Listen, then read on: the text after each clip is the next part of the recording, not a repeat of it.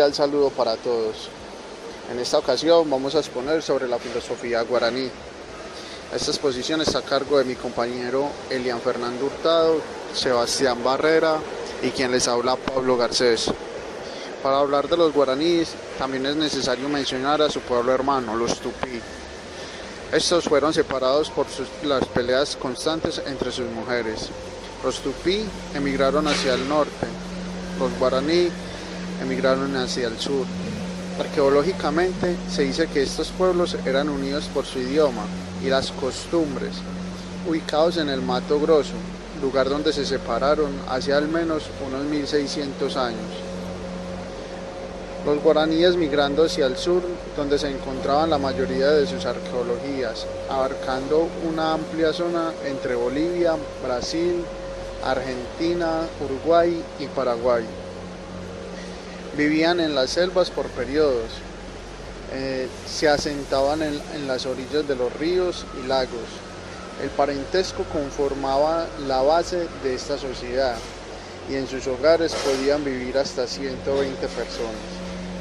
Eran grandes agricultores de maíz, porotos y maní, además de aprovechar su cercanía con las fuentes fluviales para la pesca. Los guaraníes migraban hacia otros territorios porque los suyos perdían fertilidad. Asimismo, al tener que asentarse en nuevos territorios, desalojaban a otros pueblos mediante la fuerza. Por eso su fama y nombre de guaraníes, que significaba guerrero. Para los guaraníes era importante el sistema de reciprocidad. Este es fundamental para comprender a los guaraníes, que así se consideraban iguales entre ellos y se apoyaban solidariamente unos a otros, hasta con sus labores, ayudas económicas. Los productos se distribuían a todos los miembros de la aldea. Se dividían las tareas dentro de esta misma. Las mujeres a los labores domésticos, la alfarería y la siembra, y los hombres a la caza, guerra y fabricación de armas. La organización de la aldea era de la siguiente forma. Pues había un cacique que era la máxima autoridad política. Gozaba de una estima y confianza de la comunidad. Debía ser excelente orador y negociador, y también un organizador de las tareas comunitarias. También había un consejo de ancianos que era fundamental para la toma de decisiones del cacique. Un chamán que era el jefe religioso muy respetado, intermediario entre la comunidad y los dioses, médico, sabio y líder espiritual. Los guaraníes no tenían templos ni imágenes de adoración. Esto causaba algo muy inusual entre los españoles, pues al no encontrar ningún templo ni imágenes de adoración. Pero para los guaraníes, cada uno de los elementos de la naturaleza tenían vida propia, de ahí el respeto y cuidado hacia ella. En algunos rituales se ejercían la antropofagia, que era el consumo de carne humana, dirigida esta a los prisioneros de guerra. Los dioses de los guaraníes eran los siguientes: Ñamandú, dios creador del universo; Tupá, un dios de bondad; y Añá era el que representaba el mal. Fundamentaron el origen mediante dioses, los hombres y la naturaleza mediante mitos, creyendo en la continuidad de la vida después de la muerte. Así proveían a sus muertos de lo necesario para el viaje a la tierra sin mal. Esta última, la tierra sin mal, un mito importante de los guaraníes, en donde era un paraíso donde habitaban los dioses, abundaban los alimentos y no existía ni la enfermedad ni la muerte.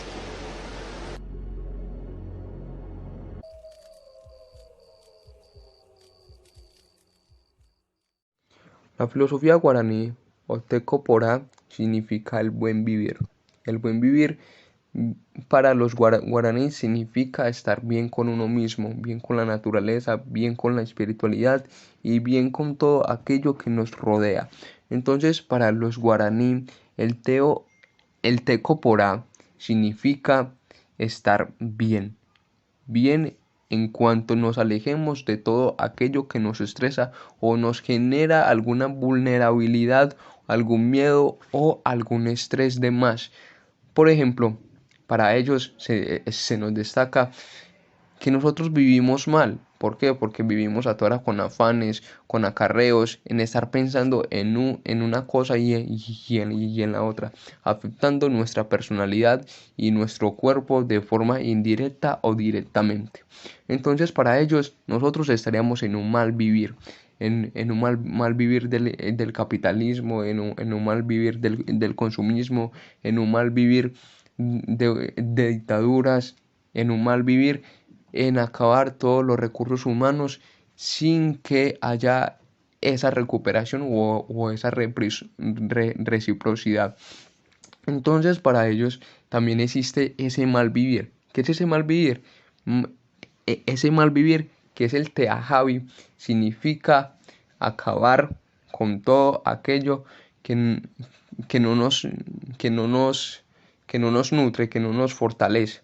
Que entonces un ejemplo que dan ellos, que el mal vivir es cuando deforestamos sin necesidad, o sea, que lo hacemos por derroche y por avaricia misma, que entonces ahí estaríamos cayendo en ese mal vivir, en ese consumismo, en ese afán de quererlo todo sin pensar en las consecuencias ni en las acciones que repercute cada acción o pensamiento.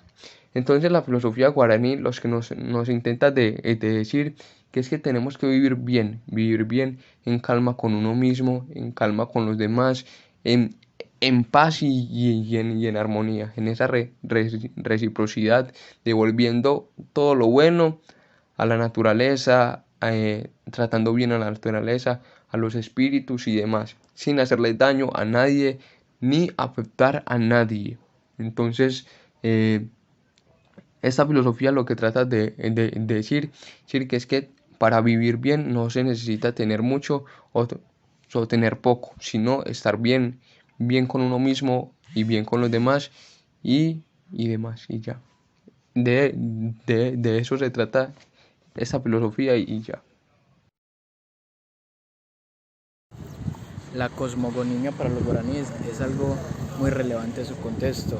Es el cómo ellos entendían el universo, la creación de la tierra o su religiosidad. Ellos tenían un pensamiento muy diferente y a la vez muy interesante. Creían que la faceta espiritual del guaraní constituye uno de los aspectos más llamativos y atrayentes de su cultura. Cuando los hispanos intentan conquistar al territorio de los guaraníes, al llegar a ese territorio piensan que no tienen una religión como tal, ya que no encuentran templos, no encuentran dioses a los cuales idolatran. Pero la realidad era totalmente diferente, ya que la religión de los guaraníes sí existía y era profundamente espiritual, a tal punto que no necesitaban de templos ni de ídolos como tales.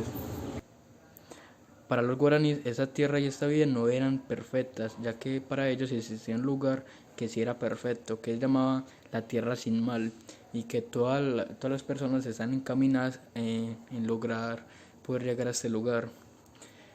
Para los guaraníes eso no era un mito, era algo real que ellos creían que verdaderamente existía.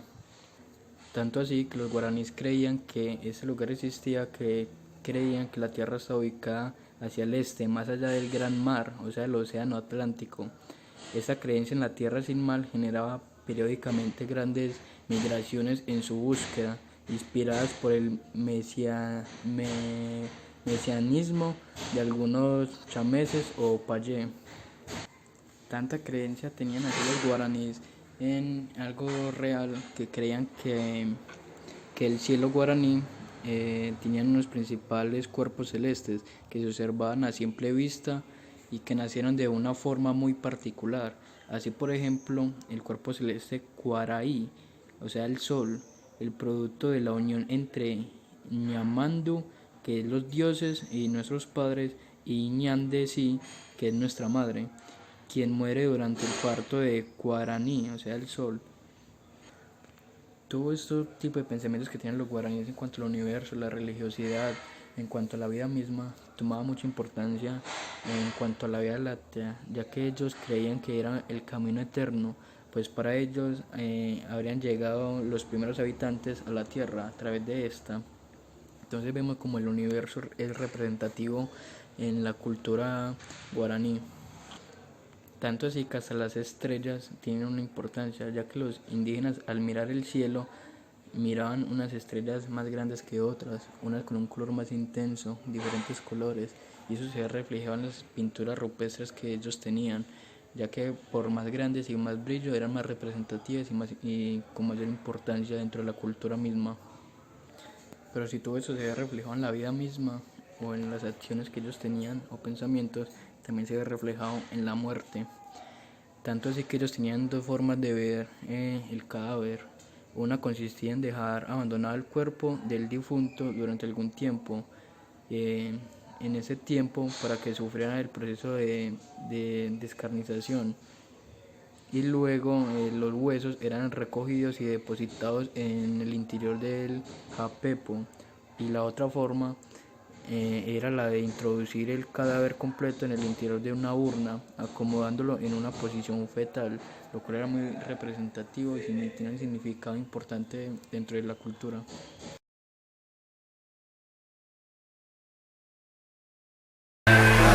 What you know about rolling down in the deep? When your brain goes numb, you can call that mental freeze. When these people talk too much, put that shit in slow motion. Yeah, I feel like an astronaut in the ocean. Ay, what you know about rolling down in the deep? When your brain goes numb, you can call that mental freeze. When these people talk too much, put that shit in slow motion. Yeah, I feel like an astronaut in the ocean. She say